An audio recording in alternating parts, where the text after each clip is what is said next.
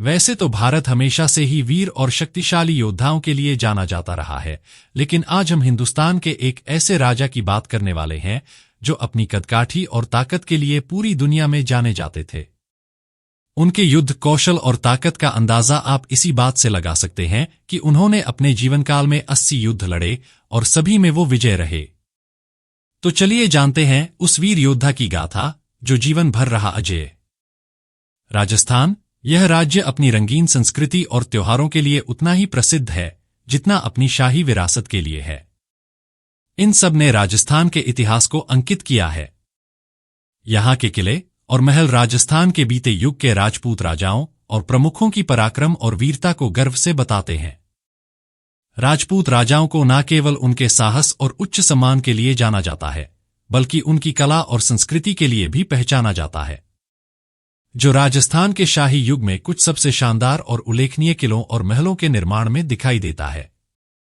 मध्यकालीन युग में शाही राजस्थान के विभिन्न राज्यों में कई प्रसिद्ध शासक हुए, जिन्होंने न केवल अपने शासन के दौरान वीरता और साहस दिखाया, बल्कि आधुनिक युग में भी लोगों को प्रेरणा दी।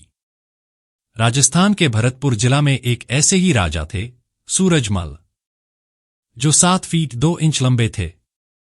उन्हें सबसे लंबे हिंदू राजा होने का गौरव प्राप्त था।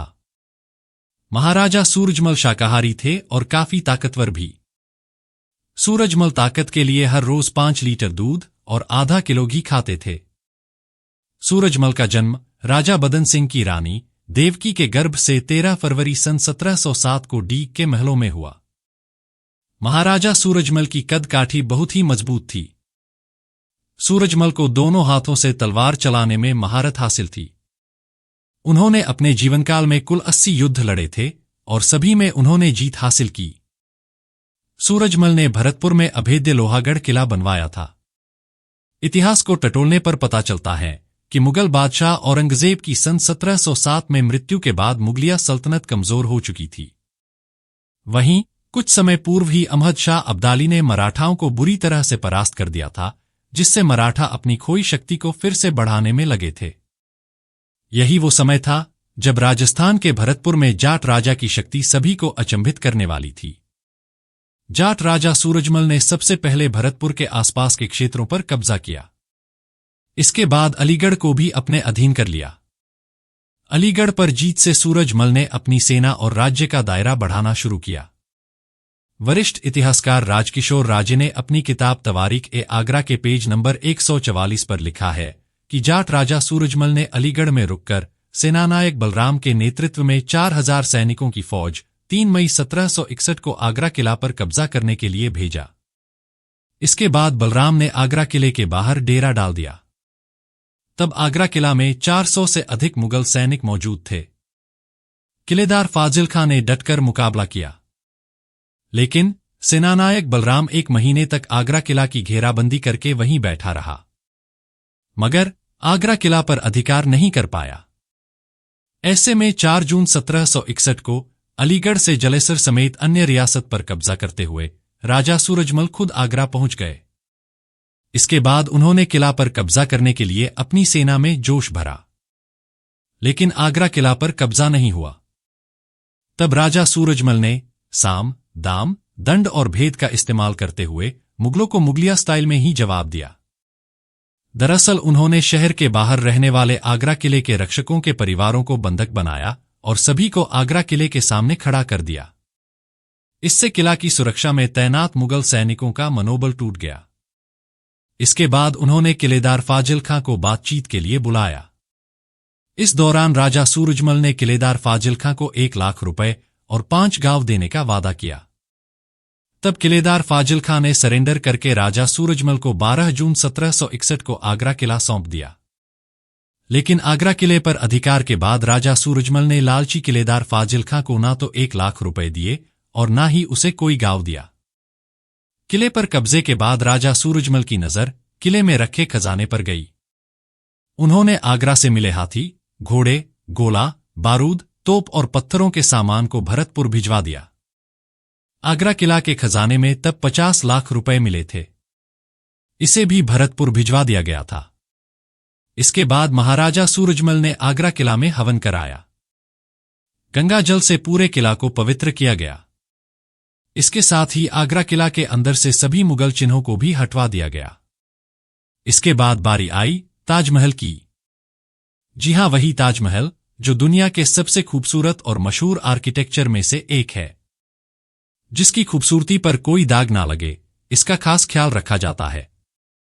लेकिन एक वक्त ऐसा भी था जब इसे अस्तबल में बदल दिया गया था और इसमें भूसा रखा जाता था।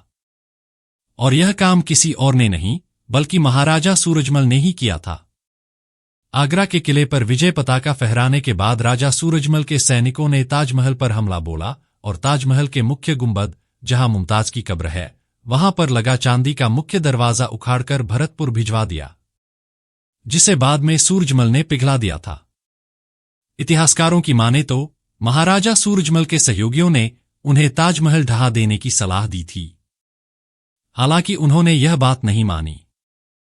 अगर राजा सूरजमल अपने सहयोगियों की बात मान लेते तो आज हम ताजमहल को बस इतिहास में ही पढ़ रहे होते।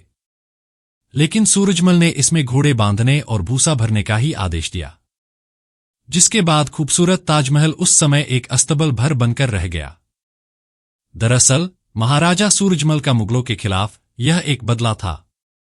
इतिहासकार बताते हैं कि मुगल बादशाह औरंगजेब ने 1 जनवरी 1670 को भरतपुर के वीर योद्धा गोकुला को बंधक बनाया था। योद्धा वीर गोकुला जाट को आगरा के कोतवाली क्षेत्र में बेरहमी से हत्या करवाई थी। उसकी खाल तक खिंचवाई गई थी। वीर गोकुला जाट की निर्मम हत्या से जाट समाज में आक्रोश था।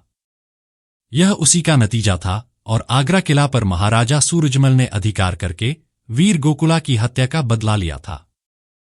25 दिसंबर 1763 को महाराजा सूरजमल ने दिल्ली की रक्षा के लिए मुगल और रोहिल्ला सेनाओं से शाहदरा दिल्ली में वीरतापूर्वक लड़ते हुए अपने प्राण न्योछावर कर दिए थे। सन 1763 में राजा सूरजमल का निधन के बाद जाट राजाओं की शक्ति भी कम होती चली गई।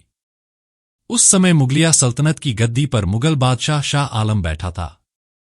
बादशाह ने आगरा किला पर अधिकार करने की रणनीति बनाई और 1774 में मुगल सेना ने दोबारा आगरा किला पर अधिकार किया। इस तरह करीब 13 साल तक ही आगरा किला पर जाट राजाओं का अधिकार रहा। वैसे तो एक छोटे से वीडियो में महाराजा सूरजमल की वीर गाथा को उतारना संभव नहीं है, लेकिन इस वीडियो में देश के आक्रांताओं के खिलाफ उनकी वीरता और उनके कारनामों को दिखाने की कोशिश की गई है। तो यह वीडियो आपको कैसी लगी, यह हमें कमेंट बॉक्स में जरूर बताएं। साथ ही यदि यह वीडियो पसंद आई हो तो कृपया चैनल को सब्सक्राइब करने के साथ वीडियो को लाइक और शेयर करना ना भूलें। धन्यवाद।